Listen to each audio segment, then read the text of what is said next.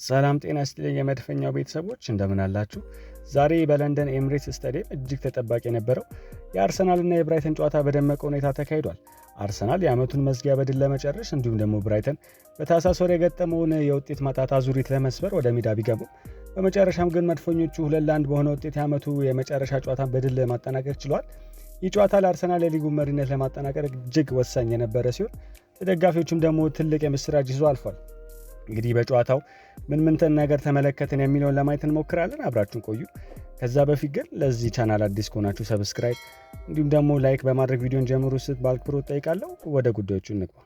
ዝርዝር ጉዳዮችን ለመመልከት እንግዲህ እስኪ በመጀመሪያው አጋማሽ አርሰናል የተጠቀመበትን ስልትና ያስቆጠረውን ጎል ለማየት እንሞክር። በመጀመሪያ አጋማሽ እንግዲህ ሚኬል አርቴታ ቡድኑን ያሰለፈው እጅግ ጠንካራ በሆነ ሃይ ፕሬሲንግ ወይ ደግሞ የተጋጣሚ ተከላካዮችን ኳስን መስርተው እንዲወጡ በማፈል ላይ የተመሰረተ ስልት ነበር። አርሰናል በተለይ 4-3-3 የተሰኘው የጨዋታ ቅርጽ በመጠቀም የመሃል ሜዳ ክፍሉን በማርቲን ዙቢሜንዲ አማካኝነት ሙሉ በሙሉ ተቆጣጥሮት ውሏል። ብራይተኖች እንግዲህ ኳስን ከኋላ መስርተው ለመውጣት በሚሞክሩበት ወቅት ኦዴጋርድና ቪክተር ጊዮኬሬሽ የብራይተን ተከላካዮች ላይ ጫና በመፍጠር ኳስን እንዲያጡ ያደርጉ ነበር። ይህ ስልት ደግሞ ለብራይተን የራሱን ጨዋታ ፍሰት እንዲያገኝ ያደረገ ሲሆን አርሰናል ኳስን በቶሎ ነጥቆ ወደ ማጥቃት እንዲሸጋግርና የጨዋታን ፍጥነት እንዲወስን አስችሎታል። ሌላው የማርቲን ኦዴጋርድ ግብና የአጨራረስ ጥበብን እንመልከት። የመጀመሪያ ግብ የተቆጠረው እንደምታውቁት በ14ኛ ደቂቃ ላይ ሲሆን ግቡ የአርሰናል ስልታዊ ብቃት የሚያሳይ ነበር። አርሰናሎች በቀኝ በኩል በቡካዮ ሳካ አማካኝነት የፈጠሩትን ጥቃት የብራይተን ተከላካዮች ትኩረት ወደ አንድ በኩል እንዲሰበሰብ ካደረገ በኋላ ኳስን ወደ መሀል ለኦዴጋርድ ላከለት። ኦዴጋርድም ኳስን እንደተቀበለ የብራይተን ተከላካዮች ቦታ ሳይዙና እጅግ ፈጣን በሆነ ውሳኔ ከፍጹም ቅጣት ምት ሳጥን ጠርዝ ላይ መሬት ለመሬት በመምታት ግቡን አስቆጥሯል። ግቧ የተቆጠረችበት መንገድ የብራይተን ግብ ጠባቂ እይታ የጋረደና አቅጣጫውን የጠበቀ በመሆኑ ግብ ጠባቂ ኳሱን ለማዳን ምንም እድል አልነበረውም። ይህ ግብ እንግዲህ ለአርሰናል ብልጫ ከማስረገጡም በላይ ብራይተን ለቀሪው አጋማሽ ክፍለ ጊዜ ግራ እንዲጋቡ አድርጓቸው ነበር። በዚህ ጨዋታ ላይ እንደተመለከትነው ማርቲን ኦዴጋርድ ምርጥ ብቃቱን ሲያሳየን ነበር። ኦዴጋርድ እንግዲህ በመሃል ሜዳ ላይ በነበረው የኳስ ቁጥጥርና የማሰራጨት ችሎታ አርሰናልን ጨዋታው እንዲቆጣጠር ትልቅ እገዛ አድርጓል። በተለይም ደግሞ ብራይተኖች ፕረስ ማድረግ ሲፈልጉ አርሰናሎች ከኋላ ኳስን መስርቶ መውጣት ሲያስፈልጋቸው የማርቲን ኦዴጋርድ ብቃት ትልቅ እገዛ አድርጎላቸዋል። ማርቲን እንግዲህ የማሰራጨት ብቃቱ በጣም ድንቅ ስለነበረ የብራይተንን ፕሬሲንግ በቀላሉ ሲያፈራርስ አምሽቷል። ከእረፍት መልስ ብራይተኖች ጨዋታውን ለማመጣጠን ጥረት ቢያደርጉም በ52ኛ ደቂቃ ላይ ያጋጠማቸው አጋጣሚ ግን እጅግ ሞራላቸውን የሚነካ ነበር። ብራይተኖች ኳስን ከራሳቸው ሳጥን ለማውጣት በሚሞክሩበት ወቅት በጆርጂኒዮ ሩተር ስህተት የተቆጠረበት ኦን ጎል አርሰናል 2-0 መሪ አድርጎታል። ይህ ግብ አርሰናል ጨዋታውን በሰላም ያጠናቀቃል የሚል ግምት እንዲሰጥ ቢያደርግም ብራይተኖች ግን በቀላሉ እጃቸውን እንደማይሰጡ በተከታዮቹ ደቂቃዎች አሳይተዋል። ጨዋታው 60 ደቂቃዎችን ካለፈ በኋላ ብራይተኖች ሙሉ በሙሉ ወደ ጨዋታው ለመመለስ ተጭነው መጫወት ጀምረው ነበረ። በ64ኛው ደቂቃ እንግዲህ የቡድኑ ኮከብ የሆነው ዲዮጎ ጎሜዝ ድንቅ ግብ በማስቆጠር ውጤቱን 2-1 ማድረግ ችሎ ነበር። ይቺ ግብ ለብራይተን ትልቅ ተስፋ ስትሰጥ፣ ለአርሰናል ደጋፊዎች ግን ከፍተኛ ስጋት የፈጠረች ነበር። ከዚች ግብ በኋላ ጨዋታው በሁለቱም በኩል ፈጣንና ድንቅ ማጥቃት ላይ ያተኮረ እንቅስቃሴ የታየበት ሆኖ ተስተውሏል። በሁለተኛው አጋማሽ አርሰናል ጨዋታውን ለመቆጣጠር እና ውጤቱን ለማስጠበቅ ወደ ኮንትሮል ኤንድ ካውንተር ፕሬስ ታክቲክ የተሸጋገረ ሲሆን ብራይተን ደግሞ በበኩላቸው መስመሮችን በማስፋት እጅግ ፈጣን የሆነ የማጥቃት እንቅስቃሴውን አሳይቷል።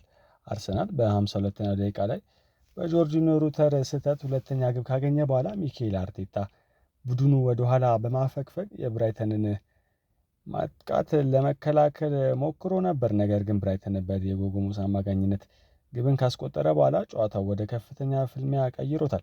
በዚህ ወቅት አርሰናል ጋብሪኤል ማጋሌሽን በማስገባት የብራይተንን የአየር ኳሶችና የተሻጋሪ ኳሶችን ለመከላከል ጥረት ያደረገ ሲሆን፣ በአንጻሩ ብራይተኖች የሜዳውን ስፋት በመጠቀምና ክንፍ ላይ በሚገኙ ፈጣን ተጫዋቾቻቸው አማካኝነት የአርሰናልን የመከላከል ጥንካሬ እስከ መጨረሻ ሰከንድ ድረስ ክፉኛ ፈትነውት ነበር።